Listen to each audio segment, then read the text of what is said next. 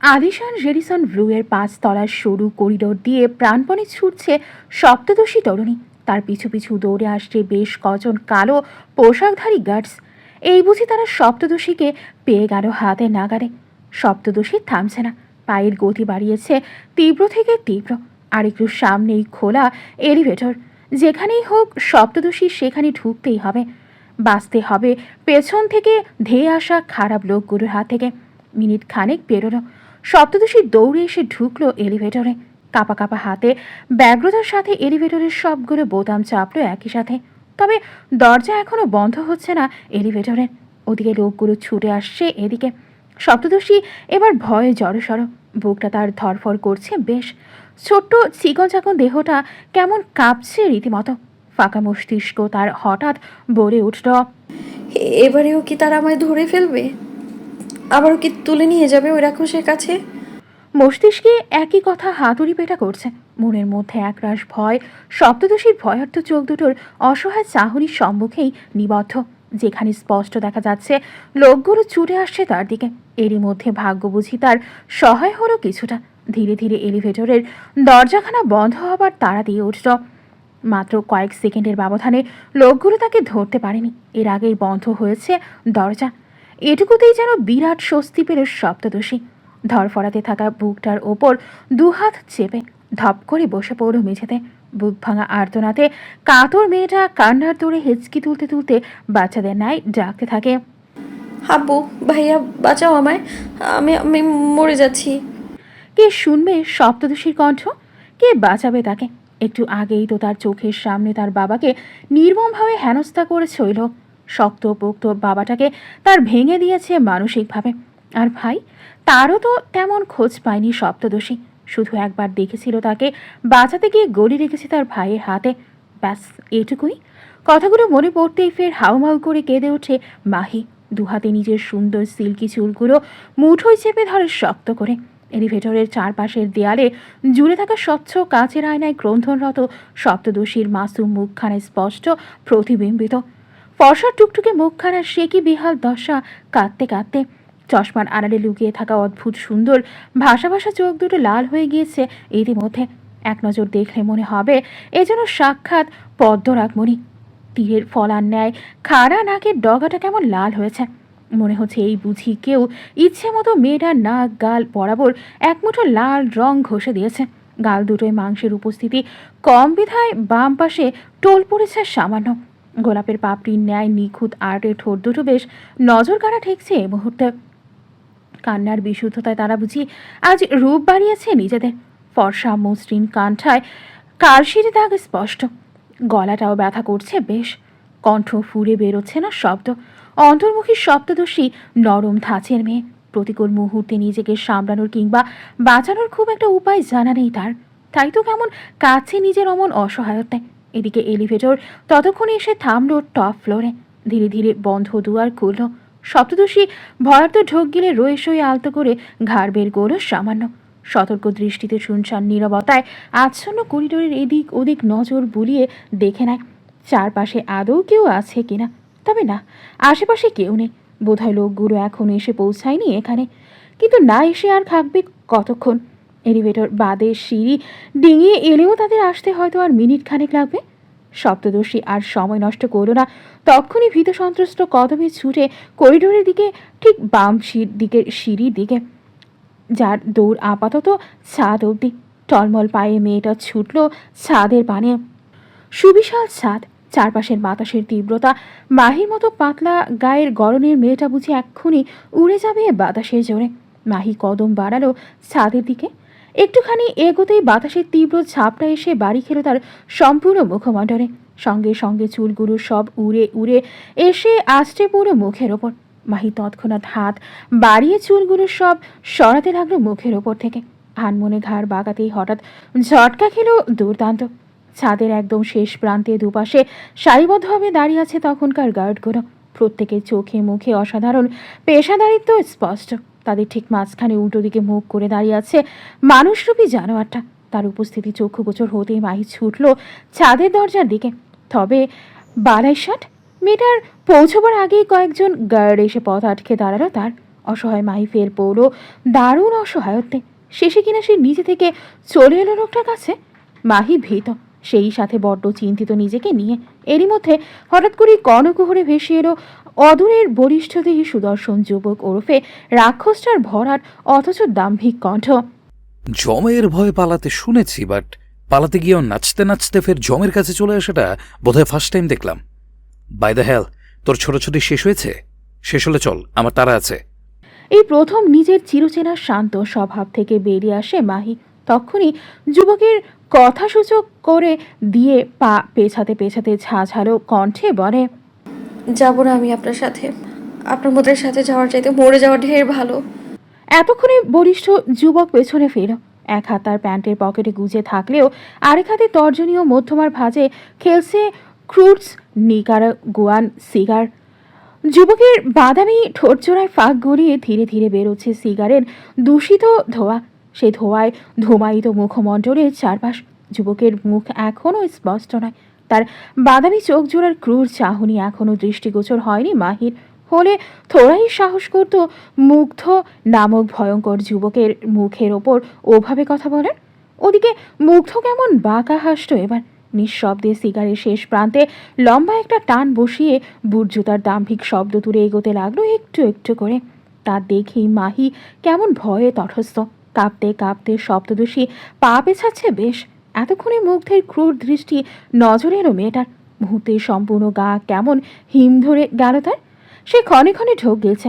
মুগ্ধ তখন এগিয়ে আসতে আসতে ঠোঁট পিষে কঠিন গলায় বলে ওঠে, জিহ্বার অতিরিক্ত চলন আর নারীদের লোক দেখানো লজ্জার ভূষণ।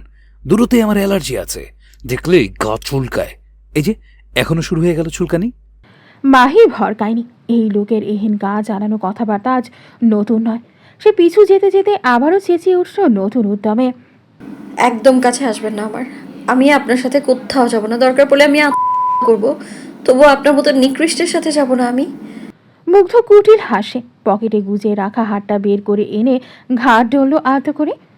পরক্ষণে মেয়েটার পানি স্থির চাহনি নিক্ষেপ করে এগিয়ে আসতে আসতে শান্ত কণ্ঠে ঠেস দিয়ে বলল, মরবি? তাহলে মরে যা। কিভাবে মরবি বল? একটু থামে মুগ্ধ। মুখাবয়বে কপট ভাবুক ভাব ধরে ঠোঁট কামড়ে ভাবল কিছু একটা। তারপর কেমন নাটকীয় ভঙ্গিতে বলে ওঠে, দড়ি এনে দেব নাকি বিষ এনে দেব? খেয়ে একদম কুত্তার মতো 2 হাত লম্বা জিভ বের করে মর। এতেও যদি না হয় তাহলে বল কেরোসিন এনে দিই। সারা গায়ে মেখে আমার সামনে আসবি, ভীষণ আদর করে গায়ে আগুন ধরিয়ে দেব। বল। হতভম্ব মাহি। হতভম্বতায় বুঝতেই পারল না তার পা দুটো সেই কখন কার্নিশবিহীন ছাদের একদম কিনারায় এসে ঠেকেছে। সে নীরবে কাছে দাঁড়িয়ে। ওদিকে মুগ্ধ প্রায় নিকটে, হয়তো আর দুটো কদমে এগোলেই ধরে ফেলবে তাকে। কিন্তু মাহি তো তার হাতে আসতে চায় না। নিজেকে বাঁচানোর শেষ চেষ্টায় মেয়েটা আরেক কদম পেছাতে গেলেই ঘটল আরেক বিপত্তি। এক পা গেল ছাদের বাইরে, ক্ষুদ্রকায় বদনখানি পেছনের দিকে ঝুঁকে পড়তেই একখানা শক্তপোক্ত হাত এসে তক্ষুনি চেপে ধরে মাহির এক হাত। ভীতু মাহি তৎক্ষণাৎ চোখ দুটো কুঁচকে ফেলেছে ভয়ে। তার অর্ধেকটা দেহ দোদুল্যমান অবস্থায় শক্ত করে চেপে ধরে রেখেছে উপকারীর বাড়িয়ে দেওয়া হাতটা। কিন্তু মেয়ে কি আর জানে এই উপকারীটাকে? জানলে থোড়াই ধরতো তার হাত। এদিকে গম্ভীর মুগ্ধ মহাশয় এক আকাশসম বিরক্তি নিয়ে চেয়ে আছেন বুঝ ঝুলতে থাকা মাহির পানে। গলায় অসম্ভব ঝাঁজ ঢেলে দিল এক রাম ধমক। হাত ধরলি কেন? এগিয়ে এসেছিলাম তোকে এই 20 তলা থেকে ধাক্কা মেরে ফেলে দেওয়ার জন্য, অথচ এখন কিনা আমার হাত ধরে ঝুলছিস। মরতে এসে এত ভয় কিসের রে দের ব্যাটারি? মাহি এবার ঠোঁট ভেঙে কাছে বাঁচার আকুতি জানিয়ে শক্ত করে চেপে ধরেছে মুগ্ধর হাত। অথচ মুগ্ধকে দেখো, সে বিরক্তি নিয়ে নিজের হাত ছাড়াতে ব্যস্ত। মাহি কিছুতেই তার হাত ছাড়ছে না বলে মেয়েটার হাত ধরেই মুগ্ধ দিল এক টান। সঙ্গে সঙ্গে ঝুলতে থাকা মাহি হাতের মুঠোয় প্রাণ নিয়ে কোনো মতে বেঁচে গেল এ পর্যায়ে।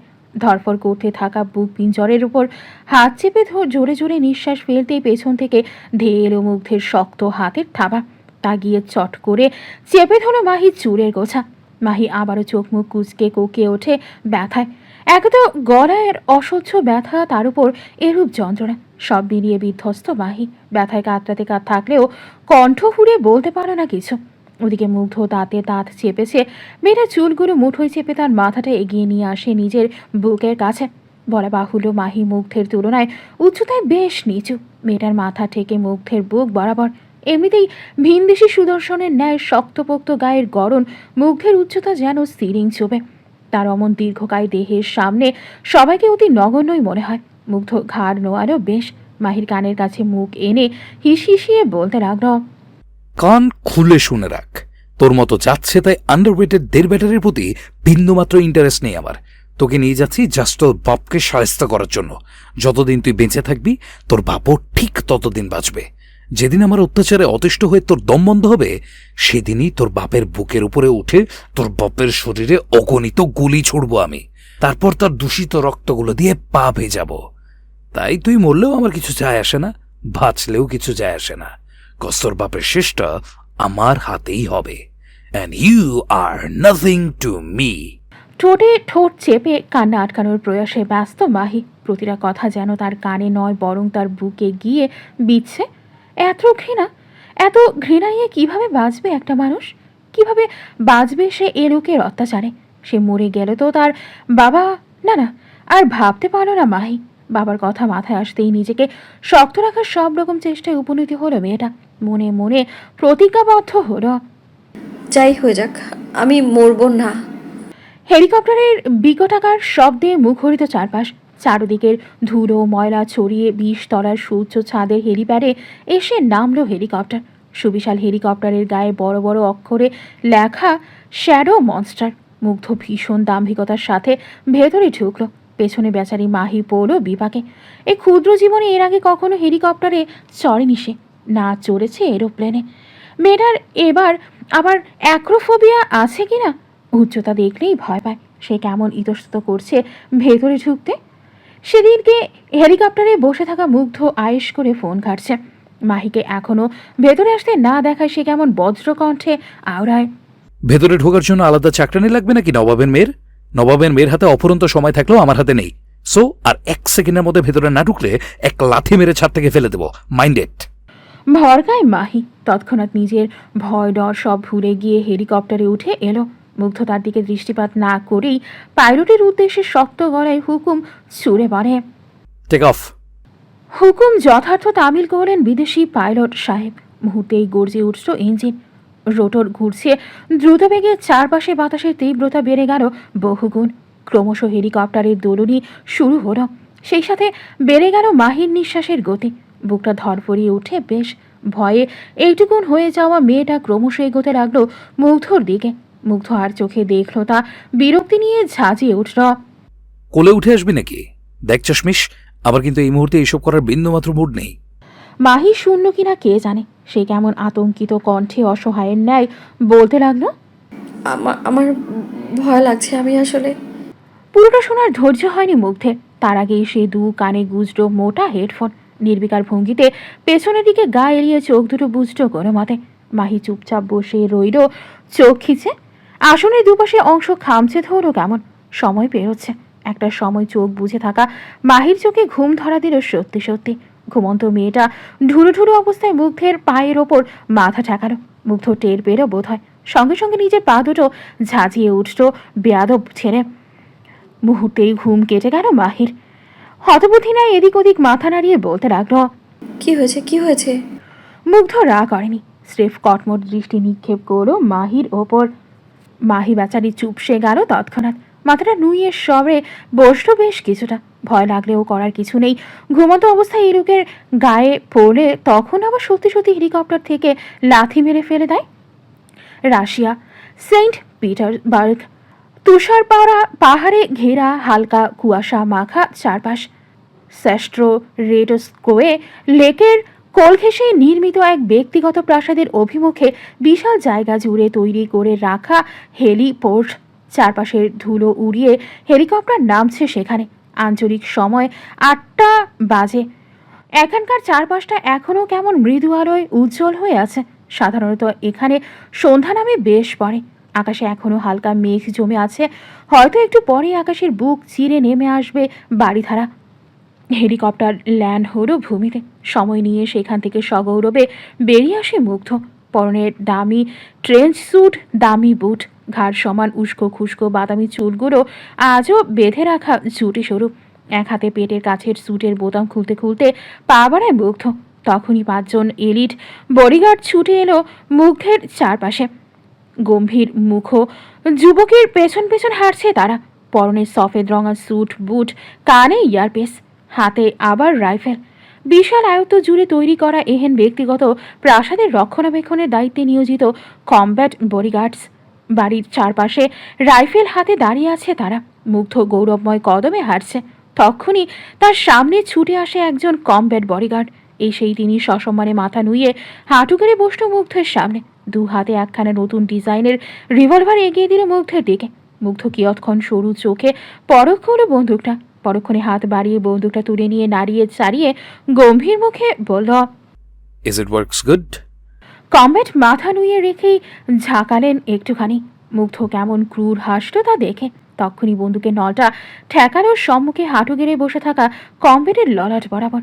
মুহূর্তেই বডিগার্ড বেচারা ভয় কেঁপে ওঠে কেমন, তবুও মাথা তুলে তাকানোর সাহস নেই তার। তাকালেই যে বিপদ। মনস্টারের চোখে চোখ পড়া মানেই মৃত্যুকে আলিঙ্গন করা। এত বড় রিস্ক কে নিতে যাবে শুনি। মুগ্ধ কিয়ৎক্ষণ একইভাবে বন্দুকটা ধরে রাখলো বডিগার্ডের ললাট বরাবর। তারপর হুট করেই কোনরূপ বলা কওয়া ছাড়া বন্দুক উঁচিয়ে তাক করলো অদূরে ব্যক্তিগত পন্ডের ওপর সাজিয়ে রাখা রোমানিয়ান ভাস্কর্যের দিকে। ট্রিগার চাপতেই ভাস্কর্যটা কেমন ভেঙে ছিটকে গেল চারপাশে। পন্ডে থাকা রাজহংসীগুলো ভয়ে দাপড়াতে লাগলো অনবরত। এদিকে বাড়ির চারপাশে থাকা সশস্ত্র বডিগার্ডেরা এতক্ষণে সজাগ হলো যেন। তারা প্রত্যেকেই নিজেদের রাইফেল আসমানের দিকে তাক করে অনবরত গুলি ছুড়ল। মুহূর্তেই চারপাশে ছড়িয়ে গেল বিকট শব্দ। মাহিবাচারি ভয়ে আর নামছেই না হেলিকপ্টার থেকে। অথচ সে থোড়াই জানে মাফিয়া মনস্টার যখনই এখানে আসে তখনই তার সাধগমটা ঠিক এভাবেই হয়। Cause this man loves violence. ভয়ে তটস্থ মাহি রোহেশ হয়ে মাথা বের করো হেলিকপ্টার থেকে। তবে হেলিকপ্টার থেকে নামতে হলে তার মতো ছোটখাটো মানুষের নিঃসন্দেহে সাহায্য প্রয়োজন। মাহি মুখ গুমড়ো করে নামার চেষ্টায় এক পা বাইরে বের করতে হঠাৎ একখানা শক্তপোক্ত হাত এসে আলতো করে নিজেকে ছাড়িয়ে দিল তার সামনে। মাহি ভ্রু কুচকায়। সন্ধিহান চোখে তাকাতেই দেখে একজন শ্যামপুরুষ চমৎকার হেসে তার পানেই তাকিয়ে আছে। তার বাড়ন্ত হাত এখনও অপেক্ষায় আছে মাহির। মাহি নিজেকে খানিকটা গুটিয়ে নেয় তৎক্ষণাৎ। শ্যামপুরুষ তা দেখে মুচকি হাসল, নরম কণ্ঠে আওড়ালো, হাত ধরে নেমে এসো। ভয় নেই, আমি মনস্টারের মতো ভায়োলেন্স ক্রিয়েট করব না।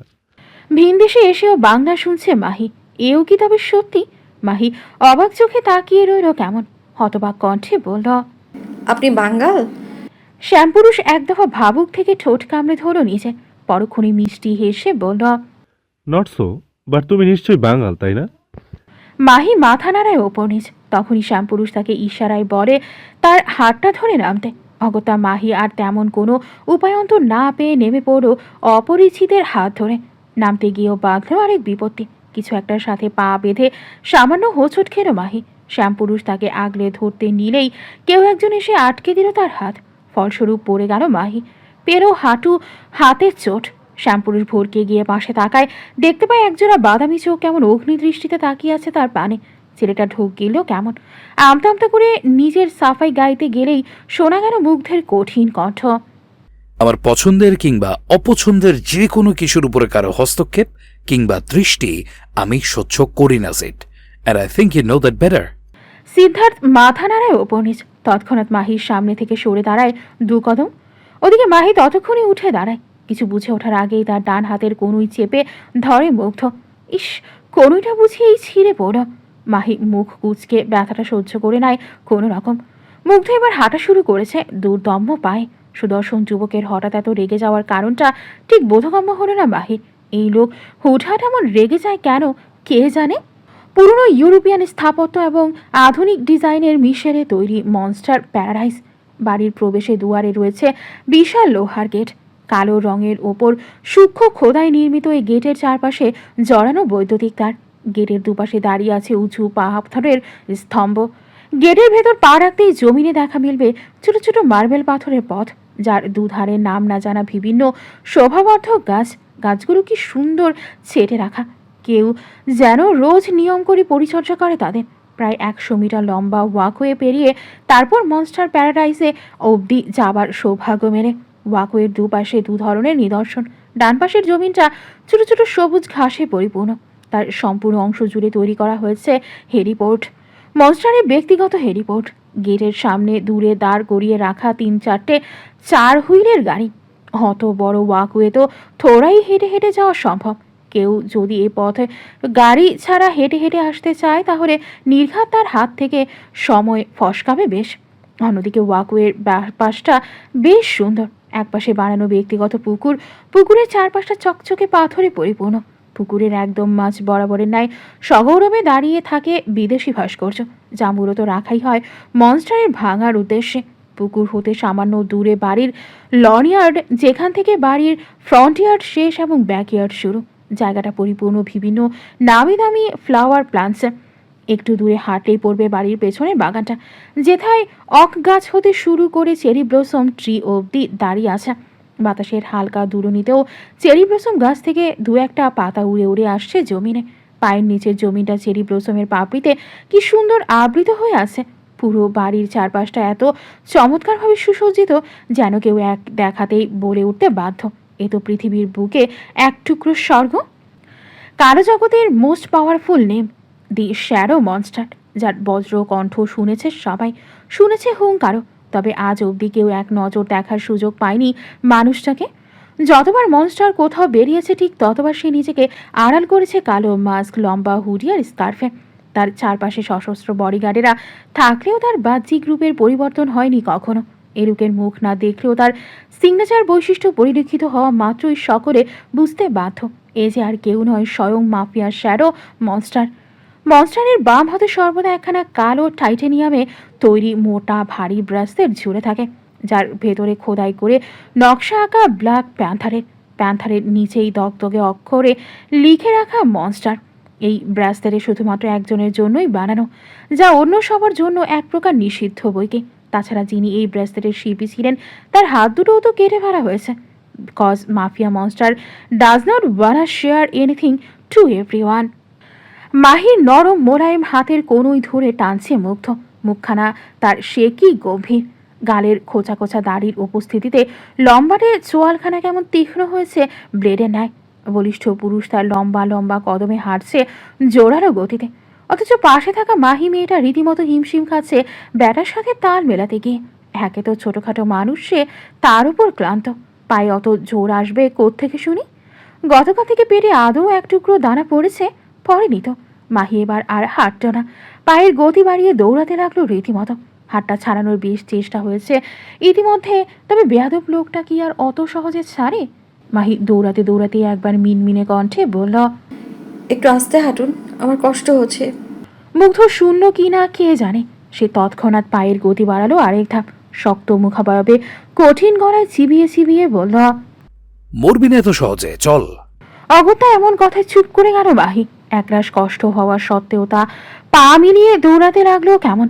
এদিকে তাদের পেছন পেছন গম্ভীর মুখে হেঁটে আসছে সিদ্ধার্থ। 2 পকেটে 2 হাত গুজে আরামসে হাঁটছে সে। সরু চোখে কেবল ঘুরে ঘুরে দেখছে মাহিকে, মনে মনে বারবার আওড়াচ্ছে, মেয়েটাকে কেন তুলে আনলো মনস্টার? ওকেও কি তবে বাকি মেয়েদের মতো? আর ভাবতে পারল না সিদ্ধার্থ। নিজের নরম সরম মনটাকে এক দফা বোঝাতে লাগলো, এ পর্যন্ত বাদ বাকি মেয়েদের সাথে যা হয়েছে এই নতুন মেয়েটার সাথেও তো তাই হবে। এ তো জানা কথাই। তা নিয়ে মন খারাপ করে রাখলে কিভাবে হবে শুনি? নিজ ভাবনায় মত্ত থেকে মাহির করুণ ভবিষ্যতের কথা টের পেয়ে এক দীর্ঘ নিঃশ্বাস ফেলল সিদ্ধার্থ। পরক্ষণে পায়ের গতি বাড়িয়ে হাঁটা ধরো উল্টো পথে। সুবিশাল কাঠের দরজার দুপাশে দাঁড়িয়ে আছেন 2 জন বডিগার্ড। মার্বেল পাথরে বোনা সিঁড়িতে মুগ্ধের পা ধরতেই দুজনে কেমন হালকা ঝুঁকে কুর্নিশ জানায় তাকে। এতে গম্ভীর পুরুষের কোনোরূপ ভাবান্তর হলো না, সে একইভাবে টানছে মাহিকে। এবারেও মাহি মেয়েটার সঙ্গে ঘটল আরেক অঘটন। মুগ্ধ সামনে 2 সিঁড়ি ওপরে আর মাহি এখনো 2 সিঁড়ি নিচে। লং কুর্তির সঙ্গে পা বেজে মেয়েটা আবারও হোঁচট খেল সম্মুখে। পাশ থেকে দায়িত্বরত বডিগার্ডেরা ত্রস্ত মেয়েটাকে আগলে ধরতে নিলেই মুগ্ধ মহাশয় গর্জন তুলে বলল, স্টে ব্যাক। তরিত থেমে গেল বডিগার্ডেরা। 2 কদম পিছিয়ে গেল বাধ্যদের ন্যায়। চোখ তুলে সম্মুখের মানুষটার দিকে তাকায়নি একবারও। এদিকে মাহি পড়তে পড়তে বাঁচত শুকনো ফাঁকা ঢোক পাশে তাকাতেই ভরকায় আরেক দফা। মুগ্ধ তাকিয়ে আছে আগুন চোখে। এ বুঝি তার বাদামি চোখ দুটোর আগুনে ঝলসে দেবে তাকে। মাহি কেমন ভয়ার্ত ঢোক গেল তা দেখে তখনই মুগ্ধের আগুন চোখ থেকে দৃষ্টি নামিয়ে মাথা নোয়াতেই শূন্য মুগ্ধের চিরচির বীর করা কণ্ঠ, বেয়াদবের বাচ্চা। হতভম্ব মাহি এবারেও বুঝল না মুগ্ধের এরূপ কথার কারণ। মস্তিষ্কে আরেকটু জোর দিতে গেলেই হাতের কনুয়ে টান পড়ো আবার। মুগ্ধ এবার সদর দরজা দিয়ে বাড়িতে ঢুকছে। মাহির কি হলো কে জানে। সে আর দৃষ্টিতে একটু একটু দেখতে লাগলো বাড়ির ভেতরটা। মুহূর্তেই চমকালো সে বাড়ির প্রবেশপথে প্রায় 22 ফুট উঁচু ছাদ, যার মাঝ বরাবর ঝুলছে এক বিশাল কালো ক্রিস্টাল ঝাড়বাতি। মাহি চলন্ত পা জোড়া একটাবার থামতে চাইলো, দেখতে চাইলো প্রবেশপথের মনোমুগ্ধকর সৌন্দর্যটা। তবে তা কি আর সম্ভব? লোকটা তো হারছে তাকে নিয়ে, সেই কখন থেকে হারছে তারা, অথচ এখনও কিনা বাড়িতেই ঢুকলো না। এটা বাড়ি নাকি গোরখ ধাঁধা? মাহি চুপচাপ তাকায় সম্মুখে। প্রবেশপথ ছেড়ে তাকে নিয়ে আসা হয়েছে বিশাল এক লিভিং রুমে। এক মুহূর্তের জন্য মাহির চোখ দুটো স্থির হয়ে গেল কেমন। মাথার উপরে বেশ উঁচু সিলিং, বাড়ির এই জায়গাটা মনে হচ্ছে গোলাকার। লিভিং রুমেও ধরা দিয়েছে আরেক সৌন্দর্য। গোলাকার লিভিং রুমটার মাঝখানে বেশ জায়গা জুড়ে নিচু সিঁড়ি করা হয়েছে। সিঁড়ি ডিঙিয়ে নামতে হবে নিচে, যেথায় বসার জায়গা। পায়ের তলায় স্পষ্ট সুইমিং পুল, হাঙরের মতো বড় বড় মাছ নড়ছে তাতে।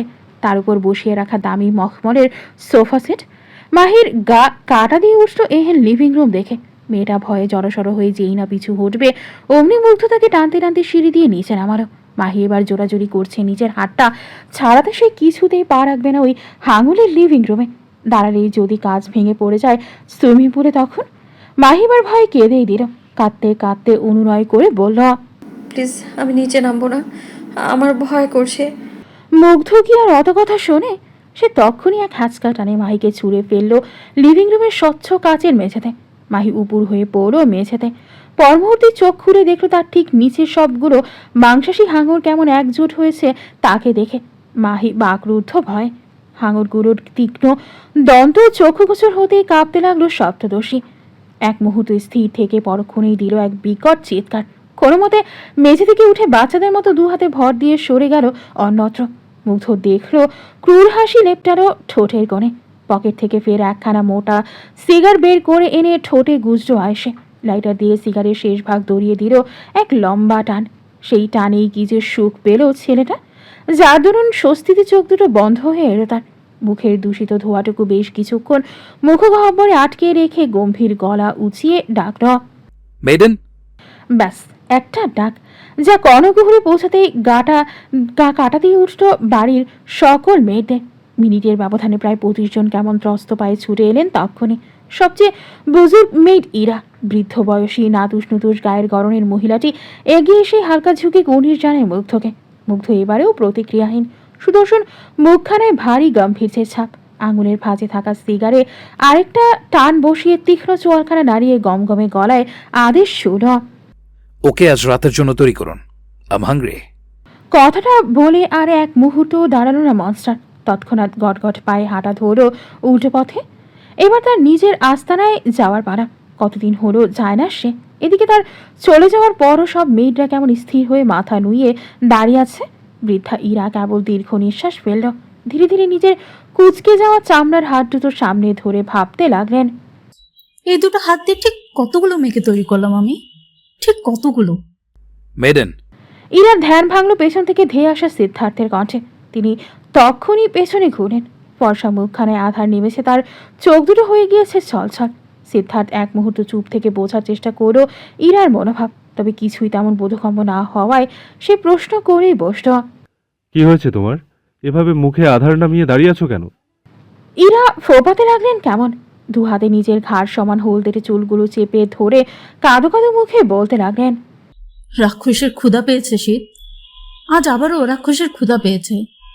ভরকায় সিদ্ধার্থ তৎক্ষণাৎ হক চুকিয়ে জিজ্ঞেস করল, মানে আই মিন টু সে, কাকে চাইছে আজ? ইরা ফোপাতে ফোপাতে আলতো করে আঙুল তাক করলেন অদূরের লিভিং গ্রাউন্ডে জ্ঞান হারিয়ে লুটিয়ে থাকা মাহির পানে। মেয়েটা অতিরিক্ত ভয়ে আবারও জ্ঞান হারিয়েছে। সিদ্ধার্থ কেমন বিস্ফোরিত দৃষ্টিতে তাকায় মেয়েটার পানে। হতবাক সুরে বিড়বিড়িয়ে বলে, ও নো। শীতাতপ নিয়ন্ত্রিত হিম শীতল কক্ষ। মখমলের বিছানায় এক টুকরো গোলাপের পাপড়ির ন্যায় পড়ে আছে মাহি। ঘন কারুকার্যের কাঠের খাট, যার চারকোনার স্ট্যান্ডে ঝুলছে পাতলা ফিনফিনে পর্দা। ঘরের একমাত্র বিশালাকার জানালা, যার পরিধি পুরো একটা দেয়াল জুড়ে। সেখান থেকে চাঁদের মিষ্টি আলো এসে আছড়ে পড়ছে পুরো রুমে। পুরো কক্ষে লাইটের আলো না থাকলেও সম্পূর্ণ কক্ষ জুড়ে ছেয়ে আছে চাঁদনির উপস্থিতি। বিছানায় পড়ে থাকা মাহির এতক্ষণে জ্ঞান ফিরল বোধ হয়। সে পিট পিট করে চোখ দুটো মেলতে লাগলো। সারাটা দিন না খেয়ে থাকায় শরীরটা আর সায় দিচ্ছে না তার। সর্বাঙ্গে জুড়েছে তীব্র ব্যথা। মাথা ভর্তি ভোঁতা যন্ত্রণার কবলে পড়ে চোখ মুখ কুঁচকে যাচ্ছে মেয়ের। তবুও সে কোনো মতে নিজের চোখ দুটো খুলল। ঝাপসা দৃষ্টিতে সম্মুখে হঠাৎ এক অপরিচিত বয়স্ক মুখ দেখেই লাফিয়ে উঠল ভয়। গলা ফাটিয়ে চিৎকার দিতেই যাবে অমনি প্রৌঢ়া এসে মুখ চেপে ধরে মাহির। মাহি বিস্ফোরিত দৃষ্টিতে তাকিয়ে রইল কেমন। এদিকে প্রৌঢ়া তখন ফিসফিসিয়ে বলে, ভয় নেই, আমি ইরা, তোমার মেইড। ভয় তো মাহি কি বুঝলো কে জানে। সে কেবল চুপ করে শুনল কথাটা। প্রৌঢ়া মাহিকে স্থির হতে দেখে আলতো করে নিজের হাত সরালেন মাহির মুখের উপর থেকে। চাঁদের অল্প আলোয় প্রৌঢ়ার মাথা ভর্তি হলুদ চুলগুলো কেমন চিকচিক করছে দেখো। বৃদ্ধ হলেও সৌন্দর্যে যেন কারো কোনো কমতি নেই তার। মাহি মুগ্ধ চোখে তাকিয়ে রইল মানুষটার দিকে।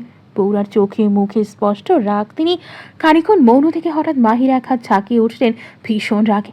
মাহি হতচকিত কণ্ঠে ব্যথাতুর শব্দ তুলে সামান্য। এদিকে প্রৌঢ়া তখন দাঁত খিঁচে বলে, কেন এলে এখানে? কি এমন অসহায়ত্ব ছিল তোমার, যার দরুন এই জেলখানায় এসে উঠলে? এর চেয়ে কয়েক গুণ ভালো হতো যদি তুমি নিজেই মরে যেতে। বৃদ্ধারেহের রহস্যময় কথায় হতবাক মাহি। এক মুহূর্তের জন্য নিজের সকল ব্যথা ভুলে গিয়ে সন্দেহাকুল কণ্ঠে জিজ্ঞেস করল, কি বলছেন আপনি? জেলখানা মানে? প্রৌঢ়া ফোঁস করে নিঃশ্বাস ফেললেন মেয়েটার এহেন অবোধ ভাবস্রোতে। তিনি রয়ে শয়ে মাহির হাত ছেড়ে দিলেন ও আনমনে ঠোঁটের কোণে ব্যথাতুর হাসি টেনে মাথা হয়ে মোটা হয়ে আসা কণ্ঠে আওড়াতে লাগলেন, জেলখানাই তো, যেখানে আমরা সবাই কয়েদি। হয়তো মৃত্যুর আগে এখান থেকে বেরোনোর পথ নেই আমাদের। সেক্ষেত্রে এটা তো জেলখানাই, নয়তো কি? অবোধ মাহি প্রতিক্রিয়া জানাতে ভুলে গেল এবার। কণ্ঠরুদ্ধ হয়েছে অজানা ভয়ে। প্রৌঢ়া তাকে আরেক ধাপ বিস্ময়ে বুধ করে দিয়ে বললেন, তুমিও নিশ্চয় মাস্টারের শত্রুপক্ষের কেউ। মাহি আশ্চর্য বনে গেল এবার। উনি কি করে জানলেন তার বিষয়ে? এদিকে মাহিকে অমন চমকাতে দেখে আহত হাসলেন ইরা। বিছানা ছেড়ে উঠতে উঠতে বললেন, হয়তো ভাবছো আমি কিভাবে জানলাম, তাই না? আসলে এই জেলখানাতে কেবল মাস্টারের শত্রুপক্ষের দুর্বলতায় আসে, কারণ এখানে জনসাধারণের প্রবেশ নিষেধ। What ever. শোনো মেয়ে, একটু থামলেন ইরা, কিছু একটা ভেবে ফের জানালেন, প্রস্তুত হও, সে আর কিছুক্ষণের মধ্যেই চলে আসবে। কে আসবে? মাহির পাল্টা প্রশ্নে থমকালেন ইরা। কপালে গোটা কতক ভাঁজ ফেলে শোধালেন, কে আবার? মাস্টার? হকচকায় মাহি তৎক্ষণাৎ নড়ে চড়ে উঠে বসল বিছানায়। গা থেকে ব্ল্যাঙ্কেট সরে যাওয়ায় আচমকা নিজের দিকে চোখ পড়তেই বিস্ময় চোখ দুটো গোল গোল হয়ে গেল তার। এ কি, তার গায়ে এসব খোলামেলা কাপড় কেন? মাহি তৎক্ষণাৎ ভয় অস্বস্তিতে ব্ল্যাঙ্কেটটা টানতে লাগলো নিজ গায়ে। নিজের অর্ধ উন্মুক্ত দেহখানা ঢাকতে ঢাকতে ইতস্ততার সুরে বলল, আমার কাপড় কোথায়? এগুলো এগুলো কে পরালো আমায়? আমি পড়িয়েছি। কেন? কারণ আজ রাতটা তোমার দীর্ঘ হতে চলেছে। মাস্টার আসবে তোমার কাছে তার হিংস্র পৈশাচিক রূপ দেখাতে। এহেন কথায় নিঃশ্বাস আটকে গেল মাহির। চোখ দুটোর কার্নিশ ভরে উঠল মুহূর্তে। বদনে বয়ে গেল মৃদু ঝঙ্কার। ইরা স্পষ্ট দেখল সব। একবার চাইল মেয়েটাকে একটু বুকে জড়িয়ে সান্ত্বনা দিতে, তবে পরক্ষণে ভাবল, কি দরকার? সান্ত্বনা দিলেই কি আর রাক্ষসটা ছেড়ে দেবে তাকে? ইরা নিজেকে শক্ত রাখলো কোনো মতে। চলে যাওয়ার উদ্দেশ্যে পা বাড়িয়েও হঠাৎ থামলো কেন যেন। আচমকা পেছনে না তাকিয়েই বলল, পারলে মরে যাও, তাও এই মশারের হাতে পড়তে যেও না। ও কিন্তু জাহান্নাম দেখিয়ে আনবে। কথাটা বলে আর এক মুহূর্তও দাঁড়ালেন না ইরা। তৎক্ষণাৎ চলে গেলেন দ্রুত কদমে। এদিকে বিচলিত মাহি নিজেকে নিয়ে বড্ড চিন্তায় পড়ল যেন। এবার কি করে বাঁচবে সে? কি করে নিজেকে বাঁচাবে ওই রাক্ষসের হাত থেকে? অস্থির মাহি উদ্ভ্রান্তের ন্যায় এদিক ওদিক মাথা ঘোরায়, খুঁজতে থাকে বাঁচার শেষ সম্বলটুকু। এরই মধ্যে হঠাৎ তার নজর আটকায় বিছানার চারপাশের স্ট্যান্ডগুলোর দিকে, যা উচ্চতায় বেশ উঁচু। স্ট্যান্ডের গায়ে ঝুলছে সফেদ রঙা পর্দা। মাহি এক মুহূর্তে কিং কর্তব্যে বিমূঢ় হয়ে তাকিয়ে রইল সেদিকে। তার অবচেতন মস্তিষ্ক বারবার বলছে, তুমি যেটা ভাবছো তা একেবারে ভুল। অন্যায় কিছু অবোধ মনটা তার বলছে অন্য কথা।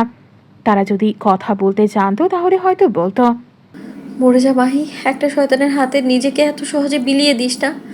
মস্তিষ্ক এবং মনের দোটানায় আটকা পড়েছে মাহি। সঠিক সিদ্ধান্তে এখনো উপনীত হতে পারেনি মেয়েটা।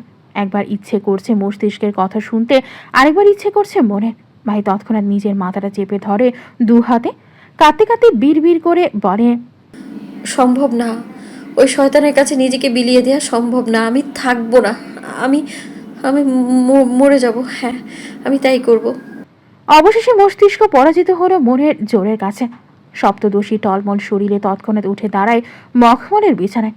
পরক্ষণে শরীরের সর্বশক্তি দিয়ে স্ট্যান্ডে ঝোলানো পর্দাগুলো একটানে ছিঁড়ে এনে একাংশ গার্ড বাঁধে স্ট্যান্ডের আগায়, তারপর আরেকাংশ গোলাকার গার্ড বেঁধে হু হু করে কাঁদতে কাঁদতে বলে, সরি আব্বু, আমি নিজের গায়ে কোনো কলঙ্ক নিয়ে বেঁচে থাকতে পারবো না। ফুপিয়ে ফুপিয়ে কাঁদছে মাহি।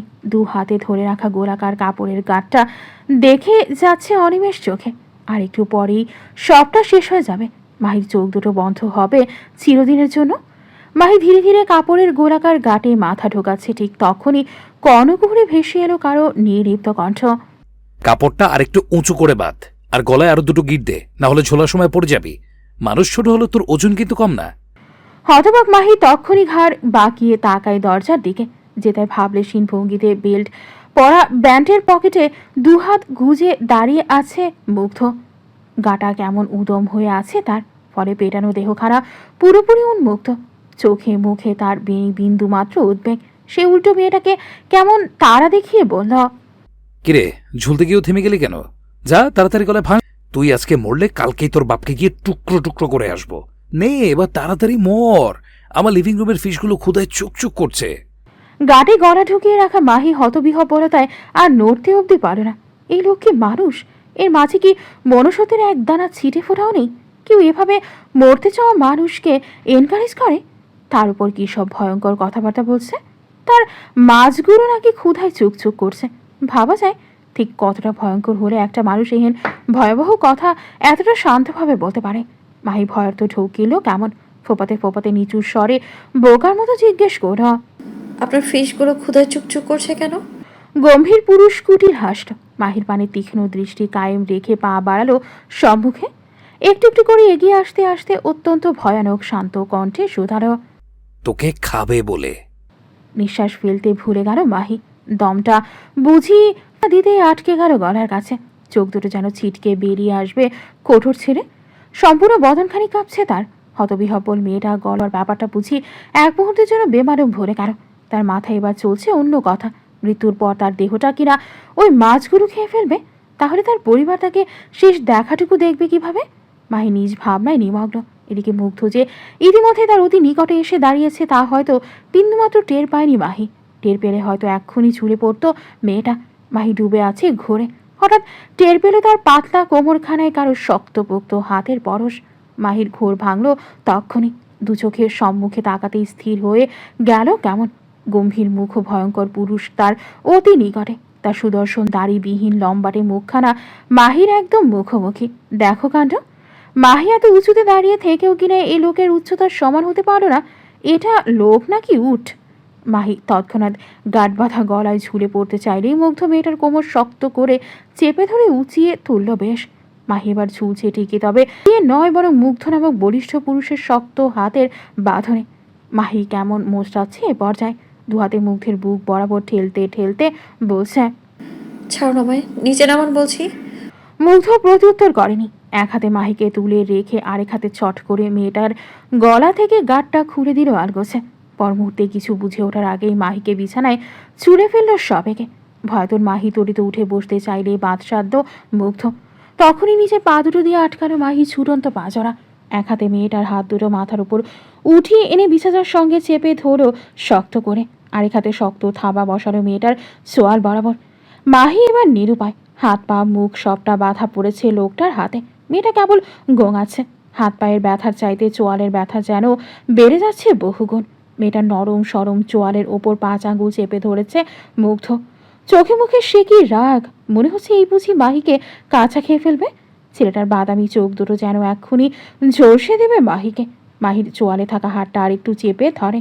মুগ্ধ কেমন কটমট করতে করতে বলে ওঠে, এত তাড়াতাড়ি মরে গেলে কিভাবে হবে বেয়াদবের বাচ্চা? তোর গায়ে এখনো ট্যাগ বসেছে আমার নামের? বসেনি তো? আগে তোকে নিজের রক্ষিতা বানাই, তোর উপরে করা অত্যাচারগুলো তোর বাপকে দেখাই, তারপর না তোকে মরতে দেব। এক মুহূর্ত থামে মুগ্ধ। কাঁদতে থাকা মাহির পানে তাকিয়ে থেকে কেমন বিদ্রুপাত্মক হাসল। দাঁত চিবিয়ে চিবিয়ে ফের শোধালো, কান খুলে শুনে রাখ, তোকে এখানে আদর করে লুলু লুলু করার জন্য আনিনি, এনেছি তোর উপরে টর্চার করতে, তোর বাপকে জীবন্ত রেখেও রোজ একটু একটু করে মারতে। তুই আমার পাতা দাভার চালের একমাত্র মুখ্য গুটি, যে নড়লেও আমার আদেশে নড়বে, সরলেও আমার আদেশেই সরবে। তোর বাপকে না মেরে তোকে এত তাড়াতাড়ি মরতে দিচ্ছি না। আগে তোর বাপকে মারবো, তারপর পুরো এহসান পরিবারকে, তারপর তোকে তোকে সবার শেষে একটু একটু করে মারবো, তাও মারবই। Get that words in your head. কথা শেষ করে মুগ্ধ নামক ভয়ঙ্কর পুরুষ নিজের চিরায়ত পৈশাচিক রূপে ফেল। মেয়েরা চোয়াল ছেড়ে দিয়ে রুয়ে শুয়ে সরে গেল তার উপর থেকে। অতঃপর এক মুহূর্ত স্থির দৃষ্টিতে বিছানায় পড়ে থাকা মাহির পানে তাকিয়ে থেকে হুট করে শুরু করে নিজের পাগলামি। শক্ত হাতে তক্ষুনি খামছে ধরো মাহির উন্মুক্ত উরু, ধারালো নখগুলো তার দেবে গেল মেয়েটার নরম চামড়ায়। এদিকে পায়ে রেহেন অসহ্য ব্যথায় কোকিয়ে ওঠে মাহি, গলা ফাটিয়ে আর্তনাদ করে ওঠে কেমন। দুহাতে মুগ্ধের হাত সরাতে চাইলেই খারাপ পুরুষ সপাটে থাপ্পড় বসানো মেয়েটার গালে। সঙ্গে সঙ্গে দাঁতের সাথে ঠোঁট লেগে গিয়ে ঠোঁটের চামড়া ফেটে গেল মাহির। এদিকে মুগ্ধ থামছে না, তার চোখে মুখে এক অদ্ভুত শান্তি। মেয়েটার কান্নাগুলো যেন বেশ স্বস্তি দিচ্ছে তাকে। সে নিজের আরেক থাবা বসায় মাহির গলার কাছে, সেখানেও নখ দাবিয়ে গর্জে উঠে বলল, চিৎকার কর, গলা ফাটিয়ে চিৎকার কর, ডাক তোর বাপকে, ডাক। ক্রন্দনত মাহি ঠিকই কাছে গলা ফাটিয়ে বারবার অনুনয় করে বলছে, প্লিজ আমায় ছেড়ে দিন, ব্যথায় কলিজে ফেটে যাচ্ছে আমার, আমি সত্যি মরে যাচ্ছি ব্যথায়, প্লিজ আপনার হাতটা সরান। মেয়েটার কলার বোনের কাছে এখনো নখ দাবিয়ে রেখেছে মুগ্ধ, যেখান থেকে গড়িয়ে পড়ছে লহু। অথচ মুগ্ধের মায়া হলো না একটুও। সে উল্টো ক্রূর হেসে আওড়ালো, আমায় ছেড়েছিল তোর বাপ, ছেড়েছিল আমার মাকে, তাহলে আমি কেন ছাড়বো তোকে? কেন ছাড়বো তোর মতো জানোয়ারের মেয়েকে? মাহি প্রতি উত্তর করতে পারল না তেমন, কাছে কেমন পড়ে থেকে। সেই কান্না পৌঁছাচ্ছে না মুগ্ধের কান অবধি। সে কেবল দেখছে মাহির ঠোঁট ভাঙা আর্তনাদ। ঠিক এভাবেই, হ্যাঁ হ্যাঁ ঠিক এভাবেই কাঁদত বাচ্চাটা। তবু জারিমগুলো ওকে মারত, খুব মারত। কেন মারত? কি দোষ ছিল বাচ্চাটা? কেন মারত কোমরের বেল্ট দিয়ে? বেল্টের কথা মনে পড়তেই মুগ্ধ তৎক্ষণাৎ ছেড়ে দিল মাহিকে। উদম গায়ে তার ইতিমধ্যেই লেপটে গিয়েছে ঘামের চিহ্ন। সে আবারও হালকা ঝুঁকে এসে মাহির চুলগুলো মুঠোয় চেপে ধরে মাহিকে উঠিয়ে আনলো বিছানা থেকে। ব্যথায় কুপকাত মাহি পায়ের আর গলার ব্যথায় দাঁড়াতেও পারছে না ঠিকঠাক মতো, তবুও তার চুল ধরে টানছে মুগ্ধ। টানতে টানতে আচমকাই মেয়েটাকে ছুঁড়ে ফেললো মার্বেলের তক্তকে মেঝেতে। তারপর নিজের কোমর থেকে থেকে বেলটা খুলে আনলো এক টানে। মেঝেতে পড়ে আছে মাহি, কাছে মুখ লুকিয়ে। এদিকে মুগ্ধ নিজের হাতে ধীরে ধীরে বেল্টের একাংশ পেঁচাচ্ছে। মাহি তখন রয়ে শোয়ে চোখ তুলে তাকায় মুগ্ধের দিকে। মুগ্ধ যেই না বেলটা উঁচিয়ে ওর গায়ে এক ঘা বসাতে যাবে, অমনি মাহি চিৎকার দিয়ে বলে ওঠে, মা, মা গো, আমি মরে যাচ্ছি, আমি মরে যাচ্ছি, আল্লাহ বাঁচাও মাবুদ। থমকায় মুগ্ধ। হাতটা তার থেমে গেল হুট করে। মস্তিষ্ক কাজ করা বন্ধ করে দিল এক মুহূর্তের জন্য। এতক্ষণ রেবেরের চোখে জ্বলতে থাকা আগুনটা কেমন নিভে গেল ধপ করে। শক্ত মুখাবয়বে পরিবর্তন ঘটল সামান্য, তাও হয়তো অল্প কিছুক্ষণের জন্য। মুগ্ধ কিয়ৎক্ষণ চুপ করে তাকিয়ে রইল মেঝেতে মুখ লুকিয়ে কাঁদতে থাকা মাহির পানে। মেয়েটার সারা গা কাঁপছে ক্ষণে ক্ষণে। টকটকে ফর্সা গায়ে লাল রঙা পাতলা গাউনটা যেন বেশ ফুটেছে। গাউনের এক পাশ দিয়ে এখনো বেরিয়ে আছে মেয়েটার ডান পায়ের উরু, সেথায় ক্ষত জমেছে গাঢ়। মুগ্ধের ধারালো নখের আঁচড় যা থেকে চুইয়ে পড়ছে লৌহ। মাথায় সুন্দর সিল্কি চুলগুলো এলোমেলো হয়ে মেঝেতে লুটিয়ে আছে। মুগ্ধ খানিক নিঃশ্বাস ফেলল বোধ হয়। উপরিভাগের দাঁত কপাটির সাহায্যে নিচের ঠোঁটের একটুখানি অংশ কামড়ে ধরে। আলতো করে ভ্রু কুচকায়, চুলকায় সামান্য। পরক্ষণে কিছু একটা ভেবে গম্ভীর মুখেই ডান হাতের মুঠোয় বেঁধে রাখা বেলটা ছুঁড়ে ফেলল মেঝেতে। তারপর পা বাড়ালো বিছানার দিকে। এক হাতে বিছানা থেকে ব্ল্যাঙ্কেটটা নিয়ে এসে ছুঁড়ে ফেলল মাহির দিকে। গমগমে গলায় আদেশ ছুড়ল, গাধাক। কথাটা কর্ণকুহরে পৌঁছাতে হকচুকিয়ে তাকায় মাহি। এক মুহূর্তে কান্না ভুলে গিয়ে হাঁ করে তাকিয়ে রয় কেমন। তা দেখে ভীষণ বিরক্ত মুগ্ধ। দুহাত কোমরে চেপে তক্ষুনি দাঁত খিচে মাহিকে দিল এক ধমক। নোংরা মেয়েদের মতো প্রথম রাতে এসব পরে সিরিয়াস করা স্বভাব পেয়েছিস কোত্থেকে? সবাইকে কি নিজের বাপের মতো মনে করিস নাকি? নোংরা মেয়ে ছেলে কোথাকার, এক্ষুনি শরীর ঢাক, নয়তো গায়ে আগুন ধরিয়ে দেব তোর। হতভম্ব মাহি প্রতিক্রিয়া দেখাতে ভুলে গেল যেন। সে তো ইচ্ছে করে এই কাপড় পরেনি, না তো এর আগে কোনোদিন পরেছে। সে তো মেডেন ইরা নাকি পরিয়ে দিয়েছে তাকে। মাহি যখন নিজ ভাবনায় নিমগ্ন ঠিক তখনই মুগ্ধ কেমন এক হাতে নিজের ঘাট ডলতে ডলতে হিসিয়ে বলল, আর 1 সেকেন্ডের মধ্যে গানা থাকলে আই সোয়ার আমি তোকে বেসমেন্টের সুইমিং পুলে ছুড়ে ফেলে আসবো। ভরকায় মাহি। ভাবনার ঘোর ভাঙল অচিরেই। হকচকিয়ে তাকাতেই গায়ের ওপর ব্ল্যাঙ্কেট পেয়ে তখনই ব্যগ্র হাতে সারা গা ঢাকতে ব্যস্ত হলো মেয়েটা। সুন্দর করে নিজের সর্বাঙ্গে চেপে নিল ব্ল্যাঙ্কেটটা। মাথা নুয়ে আরেকবার ফোপাতেই শোনা গেল মুগ্ধের হুঙ্কার, মুখ ঢাকবে কে? তোর বাপ এসে? ফোপাতে থাকা মাহি এবারও বেকুবেনায় চোখ তুলল ওপরে। মুখ ঢাকবে বলতে এদিকে তাকে অমন তাকিয়ে থাকতে দেখে মেজাজ চটল মুগ্ধের। ছেলেটা কেমন ক্ষিপ্র গতিতে এগিয়ে এসে কোনোরূপ বলা কওয়া ছাড়া আচমকা চর বসালো মেয়েটার গাড়ে। যদিও বা এবারের চরে আগের বারের মতো অত ঝাঁজ নেই, তবু এই সামান্য চরের তাল সামলাতে না পেরে গাল বেঁকে গেল মাহির। মেয়েটা ঠোঁট কামড়ে ফের ফোপাতে লাগলো কেমন। মুগ্ধ তখন এক হাঁটু কেড়ে বসলো মাহির সামনে। তৎক্ষণাৎ শক্ত চোয়ালে ব্ল্যাঙ্কেট উঠিয়ে মাহির মাথা অবধি ঢেকে দিল আলগোছে। পরক্ষণেই কেমন কাট কাট কণ্ঠে বলল, আমি না বলা অবধি ভুলেও মাথা থেকে ব্ল্যাঙ্কেট নামালে মাথাটা কিন্তু চোখের পলকে শরীর থেকে আলাদা হয়ে যাবে, রিমেম্বার। এহেন ধমকিতে পা কেঁপে ওঠে মাহির। মেয়েটা আর সাহসও করেনি মাথা থেকে ব্ল্যাঙ্কেট নামানোর। মুগ্ধ এবার চুপচাপ উঠে দাঁড়ায়। খানিকটা হেঁটে গিয়ে গা এলিয়ে বসল ডিভানে। 2 হাত দুদিকে ছড়িয়ে গর্জন তুলে ডাকল, থমাস। একটা ডাক, শুধুমাত্র একটা ডাক পেয়ে তড়িঘড়ি করে কক্ষের সামনে ভিড়িয়ে রাখা বিছানাকার দরজাটা খুলে ভেতরে ঢুকলেন থমাস। বরাবরের ন্যায় মাথা নুয়ে হালকা কুর্নিশ জানিয়ে। কক্ষের মেঝেতে গোটা একটা মানুষ যেভাবে ব্ল্যাঙ্কেট পেঁচিয়ে বসে আছে সেদিকে একবারও দৃষ্টি ফেলেনি থমাস। বড্ড বাফাদার কিনা। দরজার কাছে ঠায় দাঁড়িয়ে মহাশয় বেশ নম্র স্বরে বললেন, ইয়েস মনস্টার। মুগ্ধ তাকায়নি তার দিকে। গুরুগম্ভীর কণ্ঠে আদেশ ছড়ে। Get my food. থমাস ওপর নিচ মাথা নাড়িয়ে তক্ষুনি চলে গেলেন। ফিরে এলেন প্রায় মিনিট 5 পর। হাতে ঠেলে ঠেলে আনছেন সার্ভিং র্যাক, যেথায় সাজানো হরেক রকম খাবারের বাহার। থমাস সার্ভিং র্যাকটা ডিভানের সামনে অবধি আনতেই মুগ্ধ হাত উঁচিয়ে থামতে বলল তাকে। পরক্ষণই 2 আঙুলের ইশারায় বোঝালো চলে যেতে। থমাস তাই করল। আবারও কুনির জানিয়ে চলে গেল কক্ষ থেকে। এরই মধ্যে আরেকজন কমবেড চলে এলো মুগ্ধের পোষা পেটকে নিয়ে। মুগ্ধ আর দৃষ্টিতে দেখল তাকে। এবারেও নিঃশব্দে কমবেডকে বোঝায় চলে যেতে। তবে কমবেড মুগ্ধের পোষা পেটকে রেখে গেল কক্ষে, যা ধীরে ধীরে লেজ নাড়িয়ে নাড়িয়ে এসে থামলো ডিভানের সামনে মুগ্ধর পায়ের কাছে। মুগ্ধ হাত উঁচিয়ে একটুখানি বুলিয়ে পোষা প্রাণীর মাথায়। প্রাণীটা কেমন মাথা দোলাচ্ছে আনন্দে। মুগ্ধ নিজের এক হাত প্রাণীটার মাথার উপর ধরে রেখেই শক্ত গলায় মাহিকে উদ্দেশ্য করে বলল, এদিকে। মাহি দেখছে না কিছু। মাথার উপর অত মোটা একখানা ব্ল্যাঙ্কেট, এর ফাঁক গড়িয়ে থোড়াই কিছু দেখা যাচ্ছে। মেয়েটা কেমন অসহায় কণ্ঠে মিনমিনিয়ে বলল, কোথায়? তোর জমের বাড়ি। এহেন প্রত্যুত্তরে মৌন রইল মাহি। কিয়ৎক্ষণ বাদে ফের শুনল মুগ্ধের কিরমির কণ্ঠ, মাথা থেকে ব্ল্যাঙ্কেট সরা। এতক্ষণে বোধ হয় খানিকটা স্বস্তি পেল মাহি। তৎক্ষণাৎ মাথার উপর থেকে ব্ল্যাঙ্কেটটা সরাতেই যেই না সম্মুখে চোখ পড়ল, অমনি মেয়েটা কেমন আতঙ্কের চিৎকার দিয়ে উঠল, আল্লাহ গো, বাঘ! ভয়াত মাহি তক্ষুনি দিন দুনিয়া ভুলে ছুটে গেল দরজার কাছে। কাঠের মোটা কারুকাজের দরজার পায়ে ইচ্ছে মতো হাত চাপড়ে চাপড়ে কাঁদতে ওপাশের মানুষজনদের উদ্দেশ্যে বলল, প্লিজ দরজা খুলুন, এখানে বাঘ আছে, আমায় খেয়ে ফেলবে, এটা আমায় খেয়ে ফেলবে, প্লিজ কেউ আছেন? কে শুনবে মাহির আর্তনাদ? দরজা যে এবার পুরোপুরি বন্ধ। এতক্ষণ যারা শুনেও শুনল না, তার চিৎকারগুলো এখন তারা থোড়াই শুনবে। এদিকে মাহির অমন চেঁচামেচিতে বিরক্ত মুগ্ধ পায়ের কাছে বসে থাকা বাঘের মাথায় আলতো করে হাত বুলিয়ে স্রেফ বলল, ব্রাদার। মারিকে কণ্ঠধ্বনি কর্ণকুহরে পৌঁছাতে আনন্দে উৎফুল্ল হয়ে গর্জন তুলল প্রাডা। পুরো কক্ষ ছড়িয়ে গেল তার গর্জন ধ্বনি।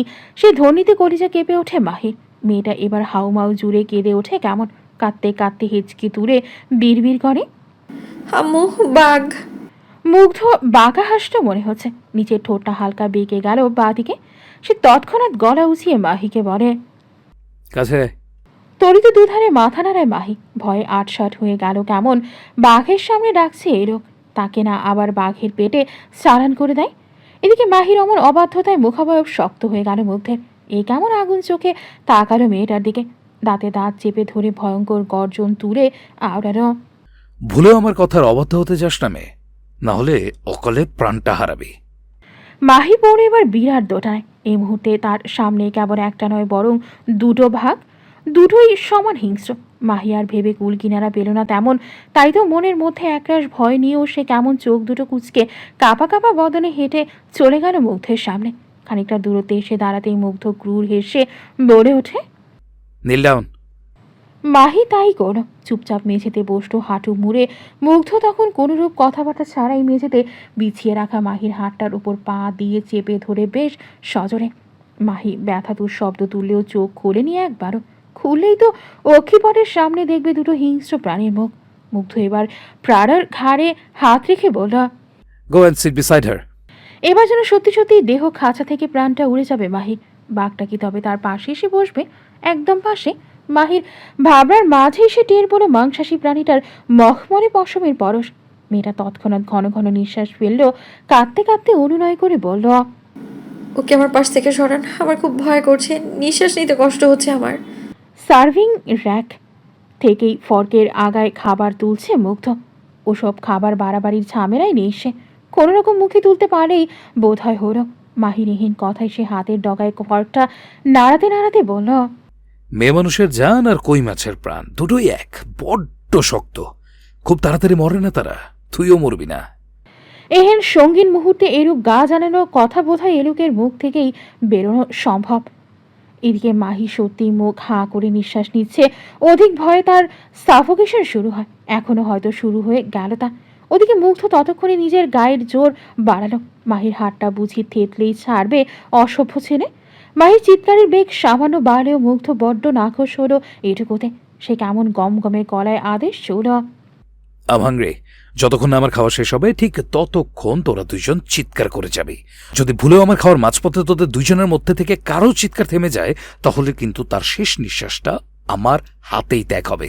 সো ভুলেও আমার খাওয়ার মাঝপথে চিৎকার থামাবি না। আমি আবার কারো ভয়ের তো চিৎকার না শুনলে খেতে পারি না।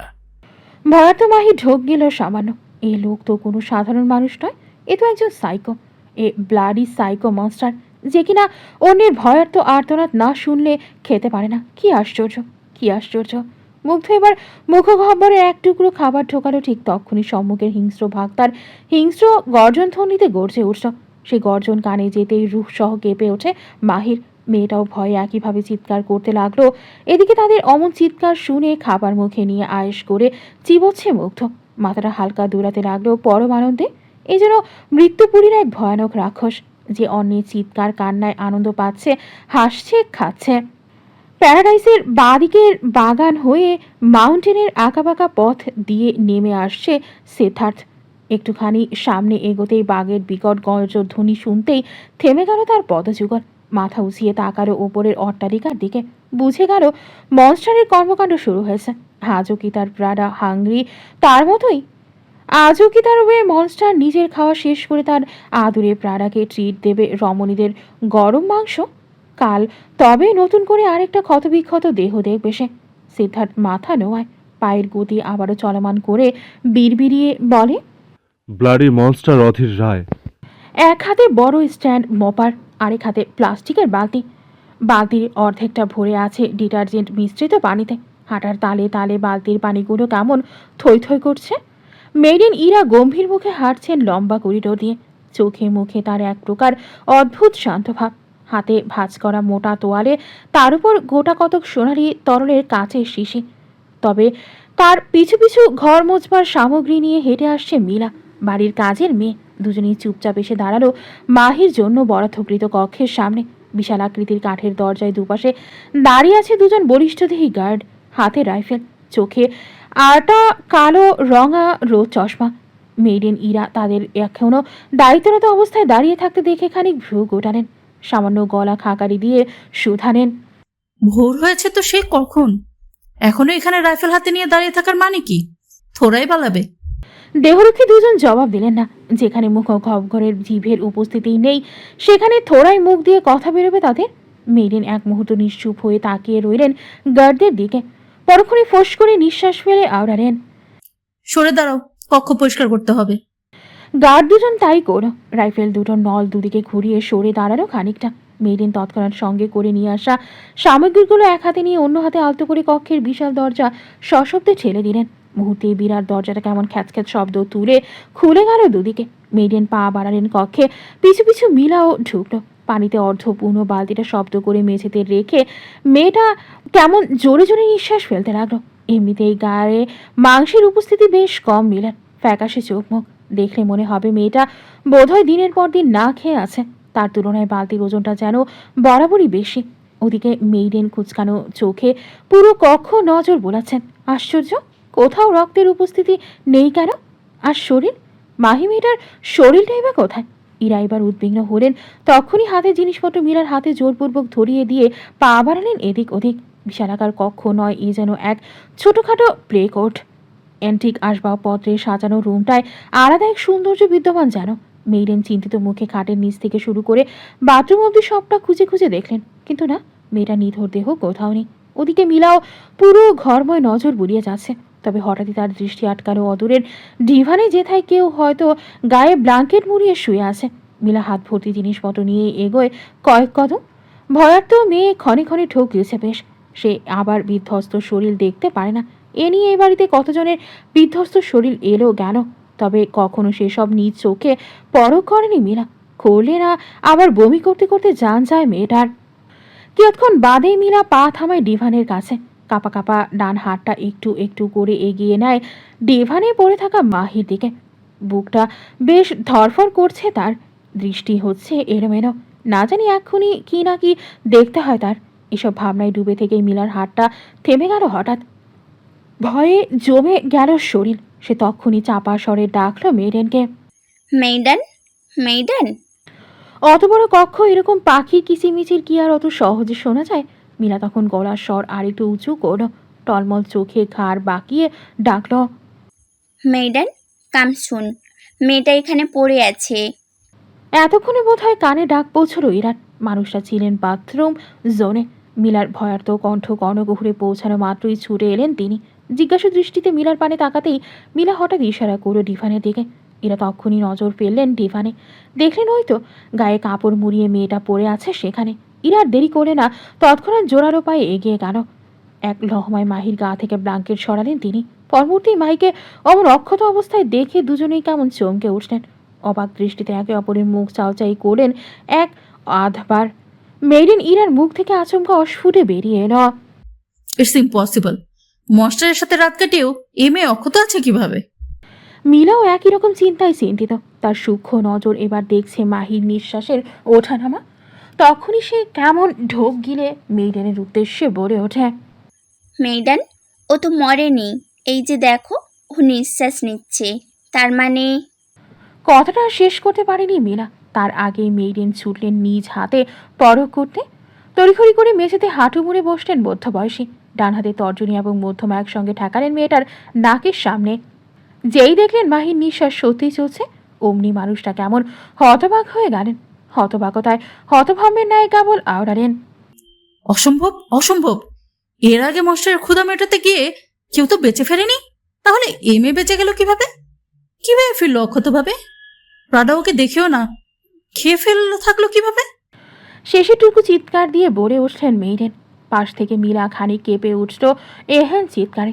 অথচ ঘুমন্ত মাহি এখনও ঘুমোচ্ছে।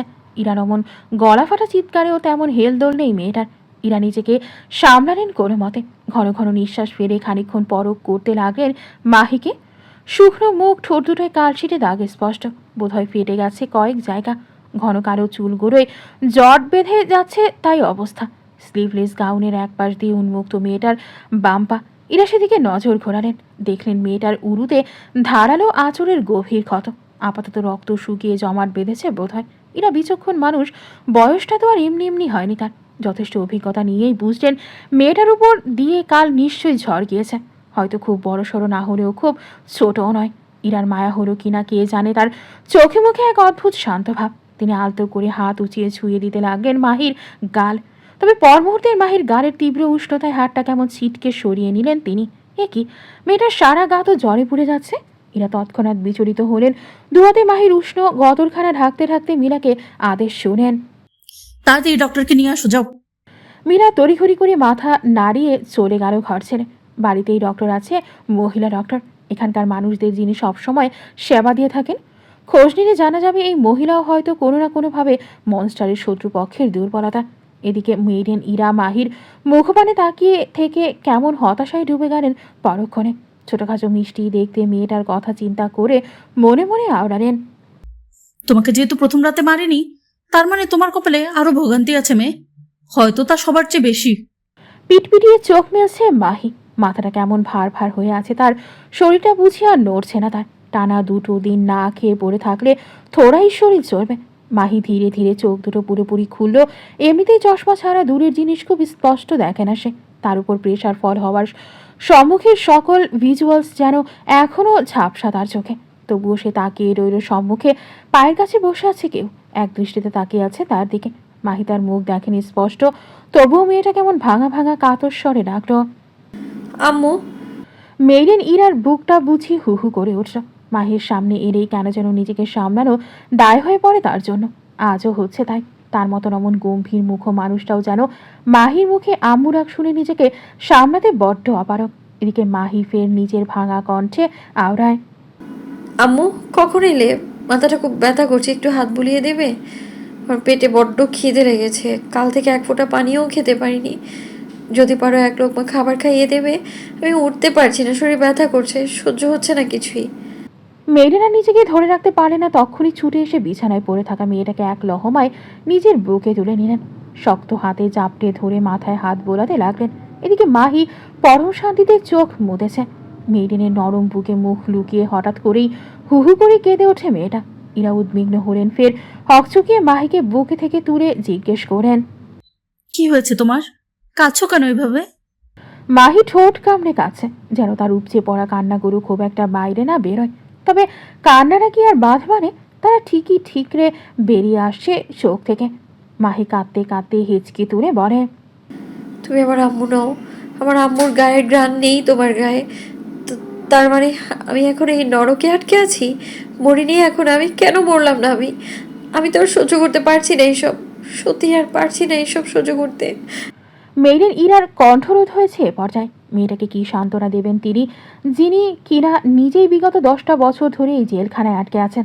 ইরা নিজের ভাবাবেগ খুব একটা বুঝতে না দিয়ে খানিক গলা খাকারি দিলেন। ইস, গলার কাজটা যা ব্যথা করছে না, মনে হচ্ছে এই বুঝি কেউ 2 হাতে শক্ত করে চেপে ধরেছে কণ্ঠা। ইরা সময় নিয়ে বললেন, ওঠো, তুমি একটু ফ্রেশ হয়ে নাও, আমি খাবার নিয়ে আসছি। বলেই তিনি চলে যেতে উদ্যত হলেন। ঠিক তখনই পেছন থেকে তার বাঁ হাতের কবজি টেনে ধরে মাহি। ইরা থমকালেন, ঘাড় বাঁকিয়ে তাকালেন পরক্ষণে, ভ্রু উঁচিয়ে ইশারায় জিজ্ঞেস করলেন, কি হয়েছে?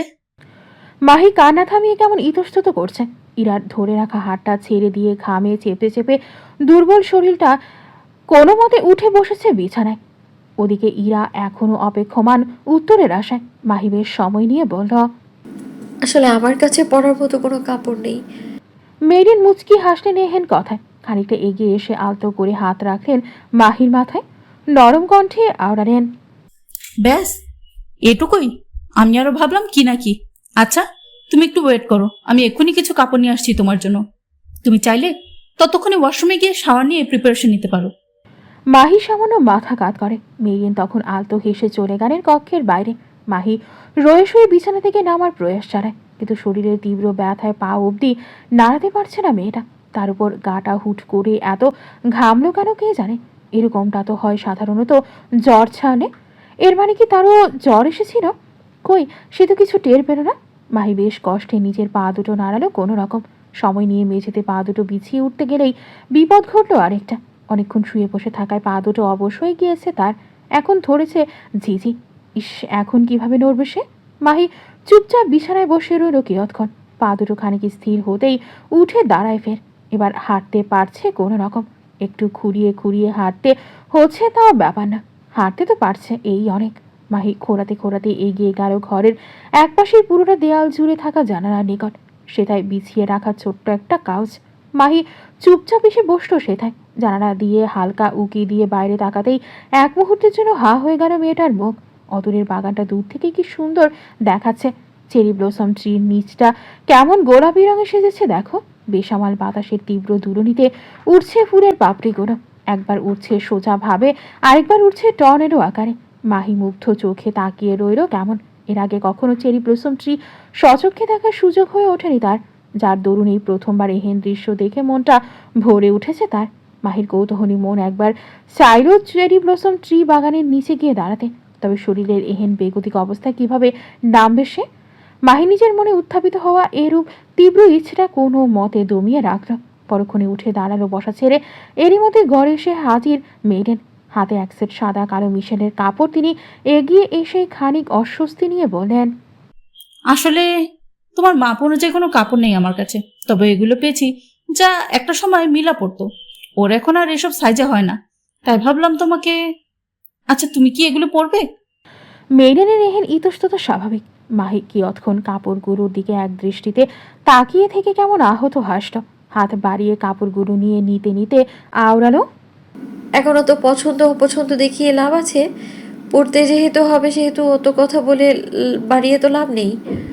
মাহি চলে গেল ওয়াশরুমে। পেছন পেছন দাঁড়িয়ে থাকা ইরা কেমন ক্ষুদ্র নিঃশ্বাস ফেলেন। কিয়ৎক্ষণ দাঁড়িয়ে থেকে তিনিও চলে গেলেন ঘর ছেড়ে। সদ্য গোসল শেয়ারে বেরিয়েছে মাহি। মাথা ভর্তি ভেজা চুলগুলো থেকে চুইয়ে পড়ছে পানি। ছোটখাটো গায়ে জড়িয়েছে লম্বা এক সাদা কালো মিশেলের গাউন, যা গড়িয়েছে মেয়েটার পা থেকে বেশ নিচে অবধি, স্পর্শ করেছে মেঝে। মাহি এক হাতে জামাটার একাংশ চেপে ধরে এগোচ্ছে ধীর পায়ে। এক তো শরীর ব্যথা, তার উপর এত লম্বা গাউন। উফ, এ যেন জ্বালার উপর জ্বালা। মাহি কোনো মতে জামা ধরে ধরে এসে থামলো ঘরের বড় ভ্যানিটি টেবিলের সামনে। টেবিলের উপরে দেয়ালের সঙ্গে ফিট করে রাখা বিশাল এক গোলাকার আয়না। তার সামনে দাঁড়িয়েই মাহি তাকায় নিজের পানে। আহারে, মুখটার সে কি করুণ অবস্থা তার। ঠোঁট দুটো ফেটে গিয়ে আছে তাই অবস্থা। কপালের একপাশে পড়েছে কালশিটে দাগ, ফর্সা কণ্ঠায় দাগ বসেছে নখের আঁচড়ে। জমেছে বিরাট ক্ষত, দুগারে স্পষ্ট 5 আঙুলের ছাপ। নিজের হ্যান্ড রূপ আয়নায় দেখে বুকটা কেমন ভার হয়ে গেল মাহির। বুক ছেড়ে বেরিয়ে এলো দীর্ঘ নিঃশ্বাস। মনে মনে ভাবল, আর ঠিক কতদিন এই জ্বালা সইতে হবে আমার? আর কতদিন ওই নরপিশাচটার অত্যাচার সহ্য করতে হবে আমায়?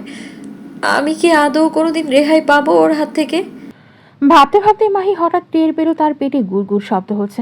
এখন তো পাকস্থলীয় বোধহয় ডেকে বলছে, এবার দয়া করে একটু খাবার খাবই। মাহির ক্ষুধা বাড়ছে তরতর করে।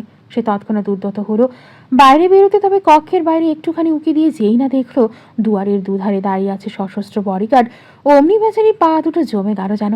এখানে পাহারাদার দিয়ে রেখেছে তার জন্য। ওই লোক কি তবে ভাবছে সে পালিয়ে যাবে? মাহি আর ভাবতে পারল না। এই মুহূর্তে ক্ষুধার চোটে বুক ফেটে যাচ্ছে তার। যেভাবেই হোক একটু হলেও খাবার খেতেই হবে। তাই যেই ভাবনা সেই কাজ। মাহি মনে মনে একটা সাহস সঞ্চার করে পা বাড়ায় কক্ষের বাইরে। চোখ দুটো কুচকে ঘর ছেড়ে বেরিয়ে যেই টের পেরো বডিগার্ড দুজন তাকে কিছুই বলছে না, অমনি চোখ দুটো পিটপিট করে খুলল মাহি। সম্মুখে তাকাতেই এক দফা ঝটকা খেলো যেন। এ কি, বডিগার্ড দুজন আমার মাথা নুয়ে দাঁড়িয়ে আছে কেন? এতক্ষণে তো ঠিকই মাথা উঁচিয়ে বুক ছিটিয়ে দাঁড়িয়েছিল, তাহলে এখন আবার কি হলো? মাহি ভ্রু কুচকে এদিক ওদিক তাকায়। এত বড় করিডোর, তাও আবার গোলাকার। কোন দিক দিয়ে নামবে সে? গতকাল এসেছিল কোন পথে তাও তো ভুলে গেছে মেয়েটা। মাহি কেমন অসহায় ভঙ্গিতে গার্ড দুটোকে উদ্দেশ্য করে জিজ্ঞেস করল, এক্সকিউজ মি, নিচে নামার পথটা কোন দিকে? জীব না থাকা গার্ড দুটো কিভাবে কথা বলবে? মাহি থোড়াই জানে তারা কথা বলতে পারবে না। তাই তো ক্ষুধার্ত মেয়েটা বিরক্ত হয়ে তক্ষুনি ঘুরে এসে দাঁড়ালো গার্ডদের সামনে। কিন্তু ওমা, গার্ড দুটো মেয়েটার উপস্থিতি টের পেয়ে তক্ষুনি পিঠ ঘুরিয়ে দাঁড়ালেন। মাহি আশ্চর্য বলে গেল যেন। লোক দুটো তাকে দেখে মুখ লুকালো কেন? সে কি দেখতে খুব ভয়ঙ্কর নাকি? মাহি তেতে গিয়ে যেই না কিছু বলতে যাবে, অমনি গার্ডদের মধ্যে থেকে একজন হাত উঁচিয়ে বাঁদিকে ইশারা করলো। মাহি বুঝলো ওদিকেই রাস্তা। মেয়েটা কেমন গাল বাঁকিয়ে বিড়বিড় করতে করতে এগুলো সে পথে। ভূত ভূত! চেঁচাচ্ছে সিদ্ধার্থ। মাহিকে হুট করেই সামনে দেখে ভয়ে তটস্থ বেচারা। কানে হেডফোন গুজে চোখ বুজে হাঁটছিল সে। কেন যেন চোখ দুটো হালকা মেলতেই সামনে পড়ো মাহি। দুহাতে গাউন উঁচিয়ে এগোচ্ছে মেয়েটা। তাকে দেখি জড়সড় সিদ্ধার্থ একের পর এক প্রলাপ জুড়েছে। ভূত ভূত! মাহি হতবাক চোখে এক দফা নিজের দিকে চোখ বোলালো সে। আবার ভূত হলো কবে থেকে? এ লোক কি পাগল হয়ে গেল নাকি? মাহি খানিকটা এগিয়ে আসতে নিলেই ভয়ে পিছু ছুটল সিদ্ধার্থ। দৌড়ে গিয়ে লুকালো করিডোরে রাখা বড় নারী ভাস্কর্যটির পেছনে। দুহাত দিয়ে মাহির দিকে দূর দূর করতে করতে শুধালো, যা ভাগ ভাগ! মাহি এবার তিতি বিরক্ত মেজাজ দেখিয়ে আওড়ায়, কি সব যা তা বলছেন আপনি? আমি ভূত হতে যাবো কেন? সারা চিৎকার করতে থাকায় গলা ভেঙেছে মাহি। কণ্ঠ শোনাচ্ছে ইঁদুরের চিকচিকের মতো। সেই কণ্ঠকে ভূতের কণ্ঠ ভেবে আরেক দফা ভয়ে চেঁচিয়ে ওঠে সিদ্ধার্থ। 2 হাত জোর করে বলতে থাকে, হে ঈশ্বর, হে ভগবান, রক্ষা করো প্রভু, রক্ষা করো। অল্প বয়সে মরে যাওয়া মেয়েদের অতৃপ্ত আত্মা থেকে রক্ষা করো আমার মতো হ্যান্ডসামকে। এখনো তো আমার বিয়েও হলো না। মাহি হাসবে নাকি কাঁদবে কে জানে। সিদ্ধার্থের অমন বেয়াক্কেরি কথাবার্তায় না হেসে থাকাটাও বড় ভাবনার বিষয়। মাহি কিছুটা এগিয়ে এলো, হালকা হেসে বলল। আমি ভূতই। সিদ্ধার্থ বোধহয় একটু একটু বিশ্বাস করলো কথাটা। ভাস্কর্যের পেছনে লুকিয়ে থেকেই সন্দিগ্ধ গলায় আওড়ালো। তুমি মরনি কালকে রাতে? এহেন কথায় মেজাজ চটল মাহির, দাঁত হয়ে গেল কটমট। মেয়েটা তখনই কপালে গোটা কতক ভাঁজ পেলে ঝাঁজ দেখিয়ে বলল। কেন মরতে যাব শুনি? সিদ্ধার্থ এবার বেশ সিরিয়াস। মেয়েটার কথা শুনে মনে হচ্ছে সে সত্যিই বেঁচে আছে। তার মানে মনস্টার তাকে মারেনি। কিন্তু কেন? এর আগে তো এই প্যালেসে এমনটা হয়নি কখনো। তবে আজ কেন? মেয়েটা কি তবে স্পেশাল কেউ? ওর মাঝে কি তবে স্পেশাল কিছু আছে? সিদ্ধার্থ রয়ে শয়ে বেরিয়ে এলো ভাস্কর্যের পেছন থেকে। মায়ের থেকে খানিকটা দূরত্ব বজায় রেখে সন্দিহান গলায় বলল। গলা ভাঙলো কিভাবে? মাহির মুখটার সঙ্গে সঙ্গে নেমে এলো রাজ্যের আধার। চোয়াল হলো শক্ত, সে কেমন ভাঙা ভাঙা কণ্ঠে আওড়ায়। কপালে ছিল বলে, শত হলেও এই কপালে মির্জা শাহের মুগ্ধ নামক অভিশাপ লেপটেছে বলে কথা। সিদ্ধার্থ ঠোঁট গোল করে শব্দ তুলল, খানিক মাথা নাড়িয়ে জানতে চাইল। বাই দা ওয়ে, এই মির্জা শায়ান মুগ্ধটাকে? তরিত বিস্ফোরিত দৃষ্টিতে তাকায় মাহি। হতবাক কণ্ঠ ফুরে বেরিয়ে আসে। কে আবার, যাকে সবাই মনস্টার বলে? এবার যেন আকাশ থেকে পড়ল সিদ্ধার্থ। চোখে মুখে তার লেপটে গিয়েছে একরাশ অবাকের ছাপ। সে কেমন হতবাক কণ্ঠে বলে। কিন্তু মনস্টারের নাম তো মির্জা শায়ান মুগ্ধ নয়, ওনার নাম তো অধীর রায়। ভ্রু গোটায় মাহি, হতভম্বের ন্যায় বলে। কি বলছেন? তিনি তো আমাদের সবার কাছে পরিচয় দিয়েছিল মুগ্ধ নামে। সিদ্ধার্থ এবার মাথা চুলকাচ্ছে। মেয়েটার কোনো কথাই যেন ঘটে ঢুকছে না তার। কি সব মির্জা ফির্জা বলছে। সিদ্ধার্থ খানিক চোখ সরু করে তাকায় মাহির পানে, অবিশ্বাসের কণ্ঠে বলে। তুমি সত্যি ভূত নও তো? মাহি হেসে ফেলল। নিজে থেকেই নিজের ডান হাতটা বাড়িয়ে ধরল সিদ্ধার্থের দিকে, বলল। চাইলে পরখ করে দেখতে পারেন। সিদ্ধার্থ আলতো হেসে হাতটা ধরতেই যাবে, অমনি একখানা শক্তপোক্ত হাত এসে তক্ষুনি চেপে ধরে মাহির বাড়ন্ত হাত। অতপর চোখের পলকে মেয়েটাকে এক হ্যাঁচকাটানে নিয়ে এলো নিজের কাছে। ঘটনা প্রবাহ এত তাড়াতাড়ি ঘটল, মাহি এবং সিদ্ধার্থ দুজনেই বুঝি হকচকাতে অবধি পারল না। মাহি তরিত মাথা উঁচিয়ে দেখে সে আপাতত মুগ্ধের বুকের কাছে দাঁড়িয়ে আছে বেশ নিবিড়ভাবে। মুগ্ধ তার হাতটা এত শক্তভাবে চেপেছে না, মনে হচ্ছে হাতটা বুঝিয়েই খুলে পড়বে কবজি থেকে। ওদিকে সিদ্ধার্থ কেমন ভয়ার্ত ঢোক গিরে মাথা নুয়ে দাঁড়িয়ে আছে। মুগ্ধ নামক গম্ভীর মুখ পুরুষ তার দিকে তাকিয়ে আছে অগ্নিদৃষ্টিতে। হালকা খোঁচা খোঁচা দাড়িতে আবৃত চোয়ালটা তীক্ষ্ণ হয়ে আছে ব্লেডের ন্যায়। দাঁতগুলো কিরমির করছে, যার শব্দ বেশ কানে যাচ্ছে সিদ্ধার্থের। এদিকে মাহি মোচড়াচ্ছে, নিজের হাতখানা ছাড়ানোর ব্যাপক প্রয়াস চালাচ্ছে। মেয়েটা তবুও লাভের লাভ যেন হলোই না, উল্টো ব্যথা বাড়লো হাতে। মুগ্ধ তখন দাঁত কিরমির করে কঠিন গলায় মাহিকে বলল। Go to your room right now. বলেই মুগ্ধ ছেড়ে দিল মাহির হাত। শক্ত মুখে দুহাত পকেটে গুজতেই মাহি ফিরল তার দিকে, ঘাড় তেরামি করে বলল। আমি নিচে যাব, ক্ষুধা পেয়েছে আমার। ঘরে যা, মেড নিয়ে আসবে। মুগ্ধের শক্ত কথাতেও শুনল না মাহি, উল্টো ঘাড় তেরামি করে ঠায় দাঁড়িয়ে রইলেন। মেজাজ খিষ্ট মুগ্ধের। তখনই সুদর্শন যুবক এগিয়ে এসে মাহি ডান হাতটা ঘুরিয়ে পেঁচিয়ে দিল মেয়েটার পিঠের সঙ্গে। মাহি কোকিয়ে ওঠে ব্যথায়, চোখ মুখ কুচকাতেই তার চোয়াল শক্ত করে আঁকড়ে ধরে মুগ্ধ। রাগে গজগজ করতে করতে আওড়ালো। আরেকবার ওই জিপ দিয়ে আমার অবাধ্যতা করার দুঃসাহস কর, তোর ওই জিপ কেটে রাস্তার কুকুরকে খাওয়াবো আমি। নিচে যাওয়ার খুব শখ, তাই না? তাহলে কাছে তোকে তুলে এখান থেকে ফুটবলের মতো ছুঁড়ে মারে নিচে, তখন শুধু নিচে না, একেবারে উপরে সহ পৌঁছে যাবি। আটকে ওঠে মাহি, খানিক ফোপাতেই তাকে ছেড়ে দিল মুগ্ধ। দুহাত ফের পকেটে কুচে ভাবলেশীন ভঙ্গিতে দাঁড়িয়ে শক্ত করে বলল। Go back to your room now. Mahi তাই করো, দুহাতে গাউনটা ধরে দৌড়ে চলে গেল নিজ কক্ষের দিকে। এদিকে সে আড়ালে হতেই সিদ্ধার্থ তার গুছে কেটে পড়তে চাইলে আচমকা তার গলা চেপে ধরে মুগ্ধ। বেচারা সিদ্ধার্থ হতভম্ব। শক্তিশালী পুরুষ তার গলা চেপে তাকে ধীরে ধীরে ওপরে তুলছে।